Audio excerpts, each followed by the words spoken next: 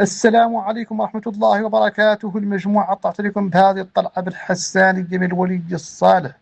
ومقنن جارية ببلجيكا المتواجد حاليا ببلده موريتانيا، يطلب فيها السماح له بإلقاء محاضرة في جامعة نواكشوط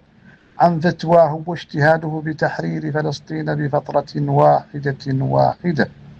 راجي من عند مولانا تنال إعجابكم أنتم وهم لولي توصلوا مؤلفة خامة الرئيس. قلت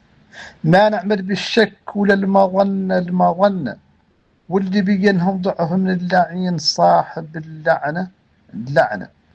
ما نعمل بالشك ولا المظنة واللي بينهم ضعف من اللعين صاحب اللعنة. ووسواس منه قهر ودناء حتى دناء ولا الشك ولا الشعر يقين منه نتكلم ونتحدث وبعلم وزير وبغزارة. أنا محرر فلسطين ولا فترة واللي باقي يحضر في النصر والانتصار يحزم أمره مرة واحدة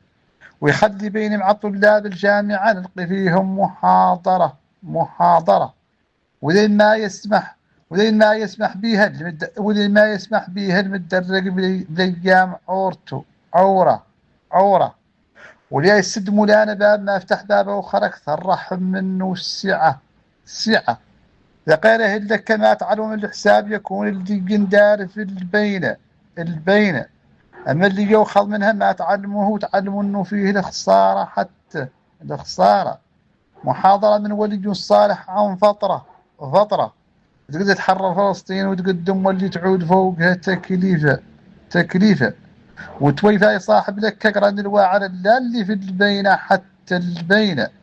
خم يدخل هالشي والله ما يدخل خم من الشك اللي قبيل المظنة معناها ان الشيطان هو اللي مقريهم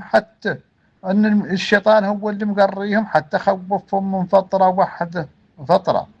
والولي الصالح يعرف انه ما لا يخلق شيء سابق وقته المرة وانا ذا اللي حامل بيه ما يقد يخلق على عام ولا 2 ولا 10 أعوام ولا 10 أعوام ولا في منهم شك ولا ظن.